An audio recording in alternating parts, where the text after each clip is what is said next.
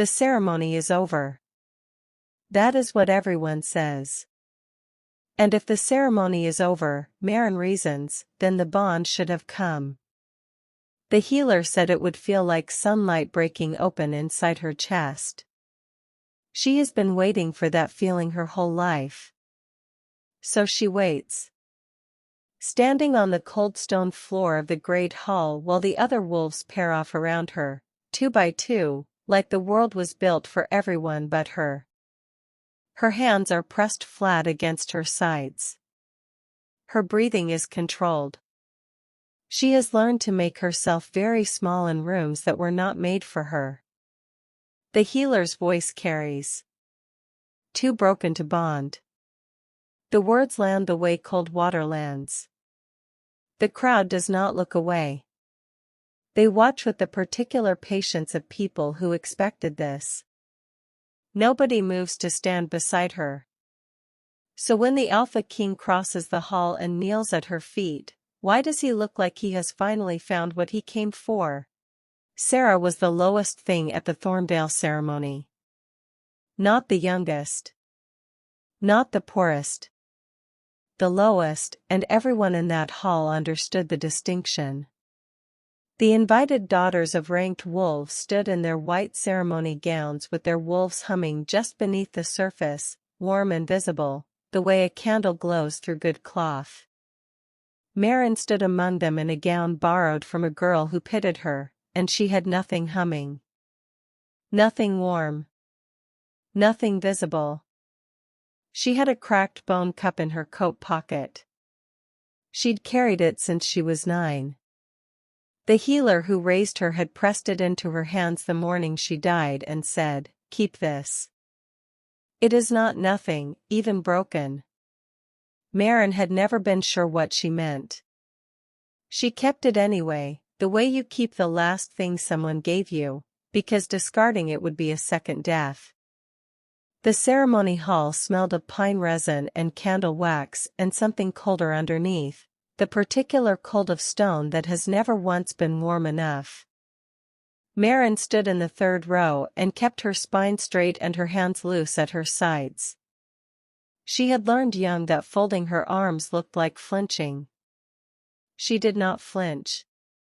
Around her, wolves were bonding. It happened in pairs, in quiet gasps, in the way a girl's eyes would go suddenly gold and the boy across the room would turn without being called. The healer moved between them with her instruments and her practiced expressions, confirming what the moon had already decided. She reached Marin last.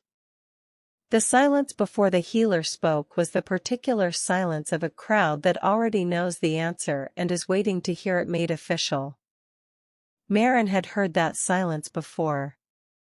She recognized it the way you recognize the specific quality of cold that means the temperature has dropped past the point of recovery. The healer pressed her instruments to Sarah's sternum. Listened. Pressed again. Then she stepped back, and her face did something that was almost pity and almost relief, the way faces do when delivering news they have rehearsed. "She's too broken to bond," the healer announced. "The channel is damaged. Whatever she was meant to carry, it is no longer there." The crowd breathed out. Sarah did not move.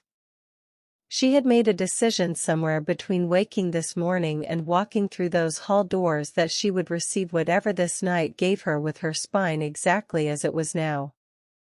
She would not perform suffering for people who had gathered to witness it. She pressed her thumb against the bone cup in her pocket. Not nothing, the healer had said. Even broken. The Alpha King had not yet entered the hall. No one was watching the doors. No one except Sarah, who was watching them because she had nowhere else to look, and because looking at doors was better than looking at the faces of people who were deciding what she was worth. The doors opened. The Alpha King arrived the way storms arrive. Not all at once, but in the pressure that precedes them. The crowd felt it before they saw him. Conversations died. Bodies stepped back. Even the torchlight seemed to reconsider itself, shrinking inward as though to make room for what was coming. Sarah did not look up. She had learned, across many years of being the wrong kind of person in the wrong kind of room, that looking up invited attention. Attention invited cruelty. She kept her eyes on the stone floor and her hands loose at her sides and thought about nothing except how still she could make herself. His footsteps were even. Unhurried. The sound of someone who had never once needed to rush toward anything. She heard him move through the gathered witnesses. She heard the crowd part. She heard him stop. Then silence. The kind of silence that has weight. The kind that presses against your chest and asks you something you don't know how to answer. Sarah kept her eyes down. She became aware, slowly, of warmth. Not the warmth of the hall, but something directed. Something specific. She had no wolf to translate it, no instinct to name what her body was doing, only the strange, unbidden sensation that the air nearest to her had changed quality entirely. She looked up. He was taller than she had expected, though she did not know what she had expected. Dark hair. A jaw that looked like it had been made to hold difficult decisions. A scar that ran from the left corner of his mouth toward his ear, pale and old, the kind a man stops noticing about himself. His eyes were the problem. They were not kind eyes, precisely. They were the eyes of someone who had seen a very great deal and chosen, deliberately, what to do with what he saw. They were looking at her now the way no one in this room had looked at her before. Not with pity. Not with the particular cold curiosity of people studying something beneath their station. With something else. Something that did not fit inside any category she had been given. He said nothing. Around them, she could feel the witnesses watching, holding the shape of breath in their lungs. Then the Alpha King did something no one in that hall had ever seen him do. He moved, slow and deliberate, and lowered himself to one knee. The stone received him without ceremony. His eyes never left hers. "What is your name?" His voice came out low. Not gentle exactly. Careful, the way you are careful with something that has been handled wrong for a long time. Sarah's mouth opened. She had prepared herself for many things tonight. She had not prepared for this. The healer's name was Davin, and he had been officiating bonding ceremonies for 31 years. He had never once been wrong. He said this often. He believed it completely. "Your Majesty."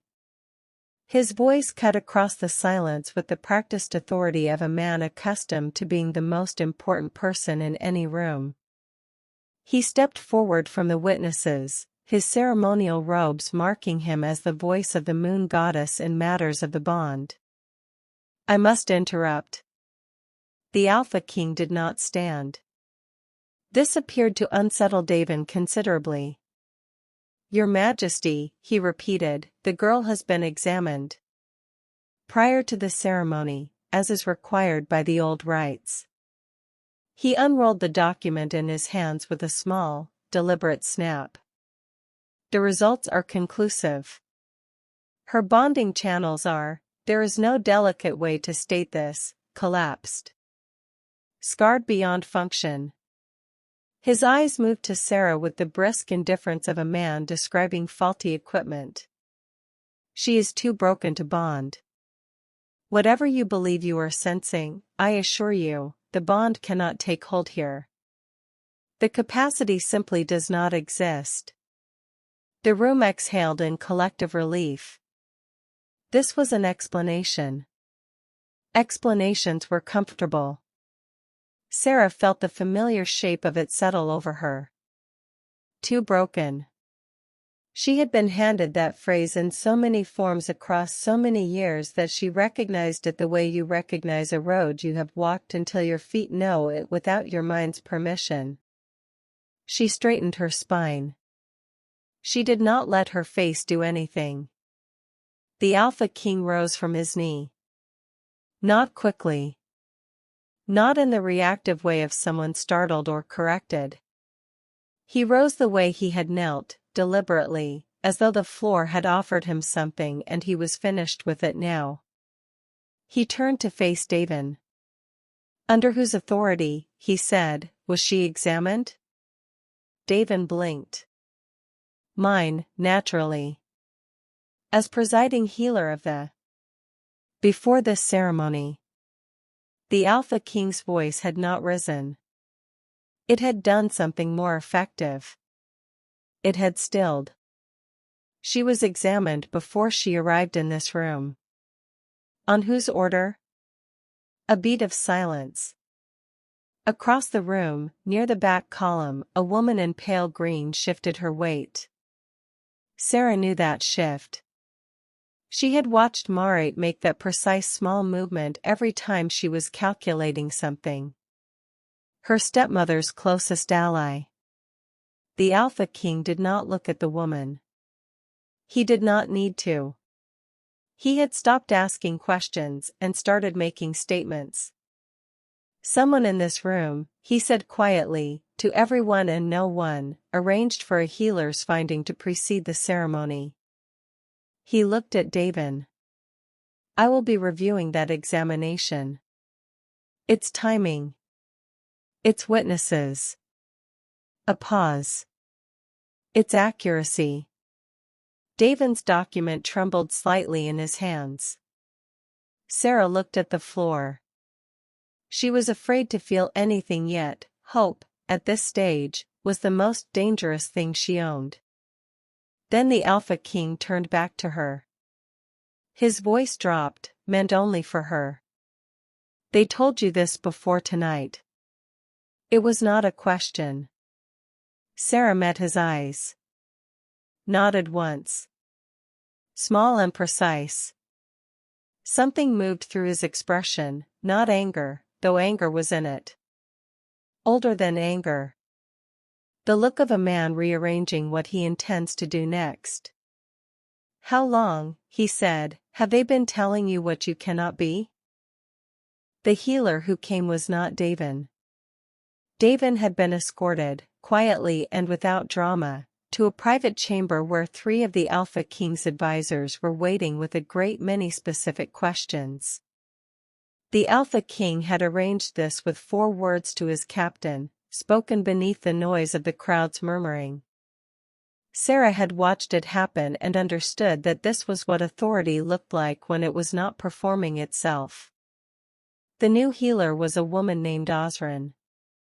She was very old and moved like someone who had stopped caring what rooms thought of her entrance. She carried a worn leather case and smelled of pine resin and something sharper underneath, medicinal, ancient. She looked at Sarah the way a cartographer looks at unmapped territory. Interested. Not unkind. Sit, Osran said. Not to Sarah. To the room. Several people sat. The Alpha King remained standing, but to one side, which Sarah understood was its own form of deference. Osran's examination was not brief.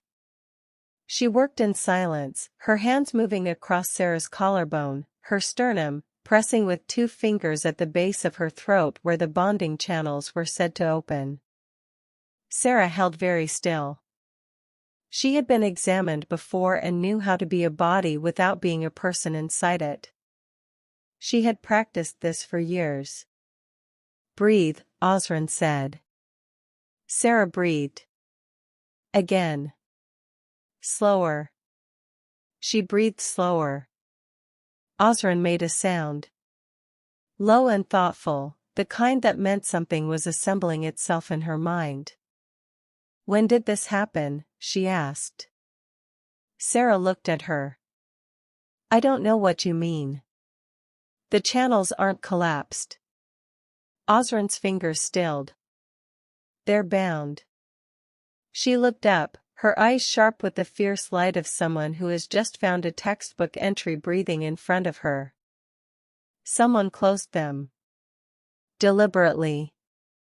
Years ago, from the depth of the scarring. She turned to address the room, her voice carrying the institutional weight of 40 years at her work. This is not a natural condition. This was done. The silence was a different shape than the one before. There is a word for it, Osrin continued. Old practice. Fallen out of use because it requires access to the subject and a specific knowledge of the binding rights. She paused. It is called a varus sealing. It was used, historically, to prevent undesirable bondings.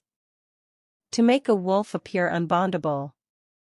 Her eyes moved briefly to the back of the room, to Marate, who had gone the color of old ash.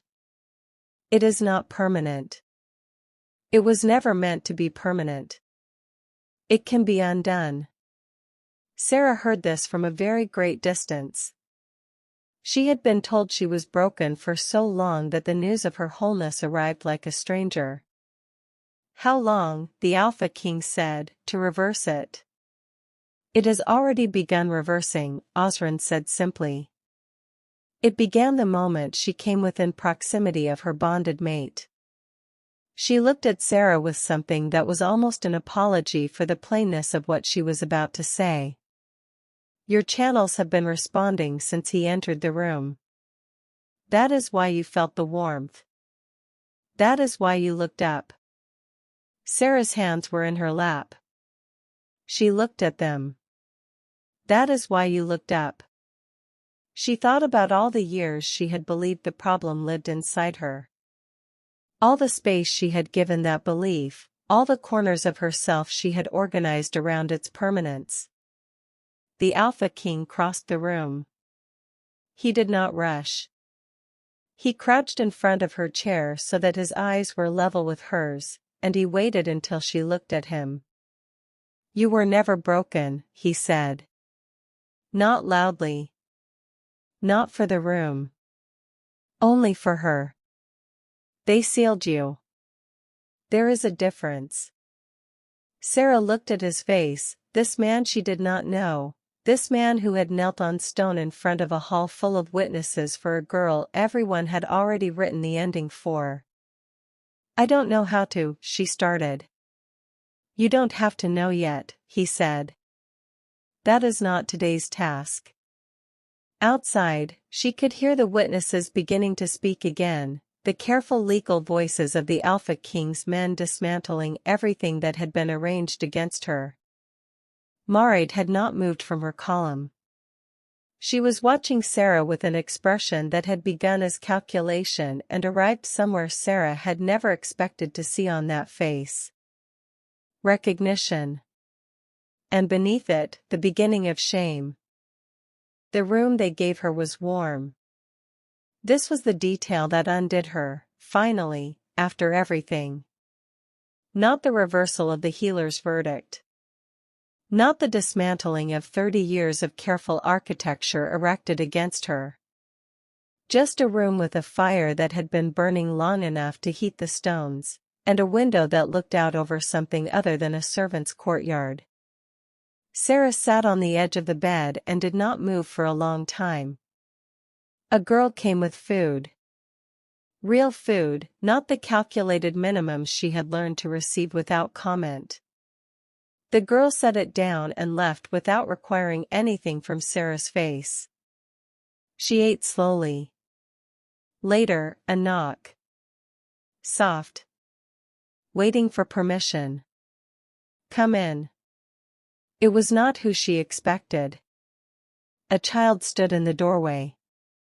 A boy, perhaps 7, with serious eyes and both hands clasped behind his back in unconscious imitation of someone much larger.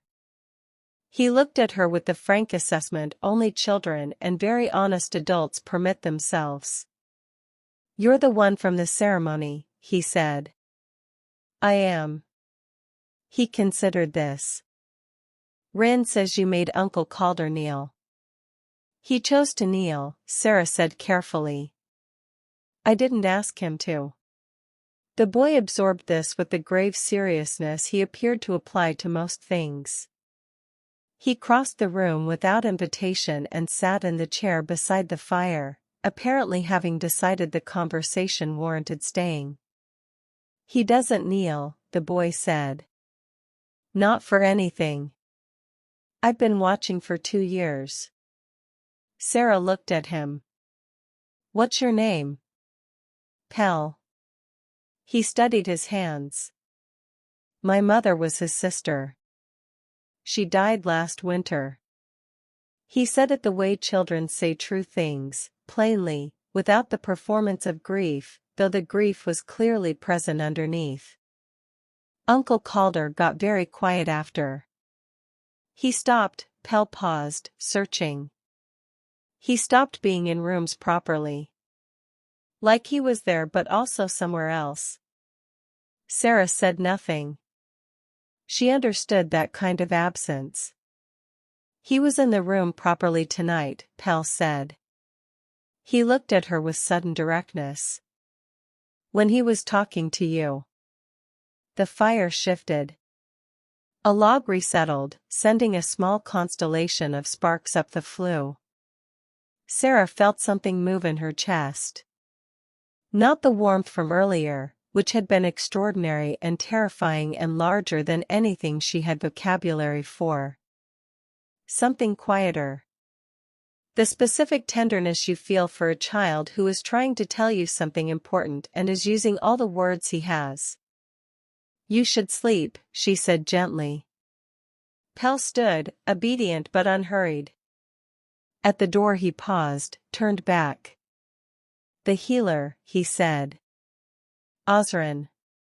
She said the ceiling needed someone close to you to do it. His eyes were very steady. That means someone close to you did. He left before she could answer. Sarah sat with the fire and the food and the warm stones and let that land where it needed to land. She found the letter under her door before dawn. No seal. No signature. The handwriting was careful in the way of someone who had learned to make their script unrecognizable. You were never supposed to bond with anyone. That was the arrangement. If you had bonded, everything we built would have been exposed. I told myself it was protection. I told myself you would have a quieter life without the bond's demands. I told myself many things across many years. I am writing this because I cannot say it to your face, and because you deserve to hear it from someone, even if that someone is a coward writing letters in the dark. The ceiling was my doing. I am sorry. I do not ask you to forgive me. I know what I took. Sarah read it twice. Then she folded it and held it in both hands and sat on the floor with her back against the cold door because her legs had made a decision without consulting her. She had known, on some level, since Osran spoke. Had felt the knowledge assembling itself in the back of her mind the way you feel weather changing before the sky shows it. Someone close. Someone with access. Someone who understood the old rites well enough to use them. She had hoped she was wrong. She pressed the heels of her hands against her eyes and gave herself until the count of 10. She had learned this long ago. Grief without a container will take everything. Give it its count, then stand up. 10. She stood. The corridor outside was empty in the blue-gray way of early morning, torches burned to their last hours, the stone holding the cold of the night. Sarah walked. She did not know where she was going until she arrived. The door was plain. A guard outside it straightened when he saw her, uncertain of protocol for this particular situation. I need to speak with him, she said, The guard looked at her.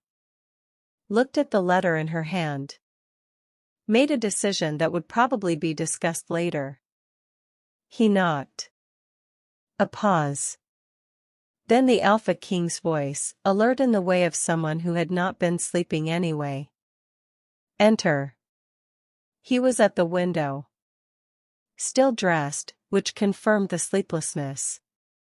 The room smelled of cold air and something bitter. A candle burned down to nothing. He turned when she came in and his eyes went immediately to her face, reading it the way she was beginning to understand he read most things. Quickly. Accurately. Without flinching from what he found. She held out the letter. He took it. Read it. His jaw tightened once, then released. Do you know who? He asked. Yes. He waited. My aunt, Sarah said. The word tasted strange. She raised me after my parents died. She was the closest person I had. The Alpha King was quiet for a long moment. Outside, the first birds were beginning, tentative and small against the dark. What do you want to do? He asked. Not what will be done. Not the forward march of consequence and formal proceeding. What do you want? Sarah looked at him, this man who kept asking her questions no one had thought to ask before. I don't know yet, she said honestly. That's allowed, he said. They stood in the early dark, not quite together, not quite apart, while the sky outside made its slow decision toward morning. She returned to the place where it had begun. The ceremony hall was empty now, stripped of its witnesses and its verdict and its careful arrangement of torches meant to illuminate a particular outcome. The stone floor where he had knelt was just stone. The column where Marit had stood was just a column. Sarah walked to the center of the room and stopped. She had spent the hours between the letter and this moment doing something she had not permitted herself in a very long time. She had thought about her own life clearly, without the distorting lens of what she had been told she was. She had laid it out like a cartographer lays out territory. Here is what was taken. Here is what was built on false ground. Here is what remains that is genuinely mine. What remained was smaller than she had hoped and larger than she had feared. The door opened behind her. She did not turn immediately. She had learned his footsteps already, without meaning to, the way you learn the particular sound of something that matters. He stopped a few feet away and waited, which she understood now was simply how he was. He did not fill silences unnecessarily. He let them be what they were. She's gone, Sarah said. My aunt. She left before dawn. I know. A pause. I let her go. Sarah turned. Why? Because you hadn't told me not to. His eyes were steady. It wasn't my decision. She looked at him for a long moment. This man who had appended an entire ceremony, dismissed a healer, summoned another, stationed his men at the right doors, and still understood that none of it belonged to him to decide. I don't know how to do this, she said. Not apologetically. Just truthfully. Any of it. I have spent so long being told what I cannot be that I don't have a clear picture of what I am. Neither do I, he said. Of myself, I mean. Pell would tell you I have not been in rooms properly for some time. Something loosened in her chest. He told me, she said. He tells everyone. But his voice carried the particular warmth of someone who does not actually mind. Osran had said the unsealing would complete itself gradually. Days, perhaps longer. The channels were old, the scarring deep, the reversal a slow return rather than a sudden restoration. Sarah could feel it even now, a low persistent warmth beneath her sternum, like a fire someone had banked carefully and left to build at its own pace. She thought about Pell sitting in her chair with his hands clasped behind his back. She thought about a letter written in the dark by someone who had loved her wrongly and known it and done it anyway. She thought about 30 years of being handed a story about herself and carrying it because there was no one to tell her to put it down. She put it down now. Not loudly. Not with ceremony. She simply decided, in the empty hall with the plain stone floor, that she was finished carrying it. The Alpha King crossed the distance between them. Slowly. The same care he had used from the beginning, the approach you use with something that has been handled wrong for a long time and deserves to know it will not be handled wrong again. He stopped close enough that she could see the old scar clearly, pale against his jaw. "What would you like," he said quietly, "to do next?" Sarah looked at his face. At the window where the morning had arrived fully now, gold and ordinary and entirely new. "I would like," she said, "to find out what I am. Without someone else deciding first." He nodded. Something in his expression opened. "Then we start there," he said. "Not as a wolfless girl. Not as a broken thing. Not as a verdict delivered in a hall full of witnesses who had already looked away. As herself. Uncertain and unfinished and, for the first time, entirely her own.